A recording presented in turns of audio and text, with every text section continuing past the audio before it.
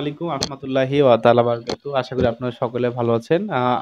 আমি আবু মুসা টিউটোরিয়াল থেকে আবু মুসা স্যার বলছি। আজকে আমার সঙ্গে রয়েছে আমার একান্ত কাছের একজন স্টুডেন্ট। আমি তাকে রসায়ন সাবজেক্টের উপর কয়েকটি প্রশ্ন করব। তোমার নাম কি? মুনতাসির মুগ্ধ। মুনতাসির মুগ্ধ। তুমি সায়েন্সে পড়ো, তাই না? জি স্যার। আসলে কেমিস্ট্রি সাবজেক্ট এটা কি খুব কঠিন সাবজেক্ট কিনা একটু বলো তো। না, কেমিস্ট্রি মানে বুঝে পড়লে সহজ, বুঝে পড়াই কেমিস্ট্রি মানে আসল পরিচয়। আচ্ছা, তার মানে আমরা মুনতাসির মুগ্ধর কাছে জানলাম কেমিস্ট্রি এটা কোনো কঠিন সাবজেক্ট নয়, এটা যদি বুঝে পড়া হয় তাহলে এটা খুব ইজি বিষয়। আহ, অনেক স্টুডেন্ট কিন্তু ভয়ে সায়েন্স নেয় না।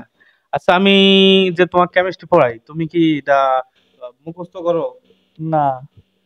মুখস্থ করতে হয়? না, মুখস্থ করতে হয় না, কেন হয় না? বুঝে পড়লেই কেমিস্ট্রি পুরা কোর্স কমপ্লিট।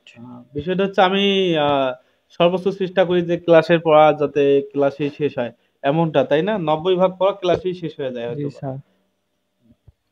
ওর কাছ থেকে জানলাম যে ওর যে ক্লাসের পড়াগুলো আমি ক্লাসে পড়াই, সে পড়াগুলো কিন্তু ক্লাসেই শেষ হয়ে যায়। বাসায় খুব একটা মুখস্থ করার কোনো প্রয়োজন নাই। জাস্ট একটু রিভিশন দিতে হবে, যেহেতু সায়েন্সের বিষয়। রিভিশন না দিলে কিন্তু ভুলে যাওয়ার সম্ভাবনা বেশি থাকে। তাই বলবো, রসায়ন কোনো কঠিন বিষয় নয় যদি বুঝিয়ে পড়া হয়। আমি আবু মুসা স্যার বলছি। আমি আহ, একটি প্রত্যন্ত উপজেলা কুড়িগ্রাম জেলার উলিপুর উপজেলায়, আমি উলিপুর সদর উপজেলায় কেমিস্ট্রি ব্যাচ এবং সিঙ্গেল স্টুডেন্ট পড়ে থাকি।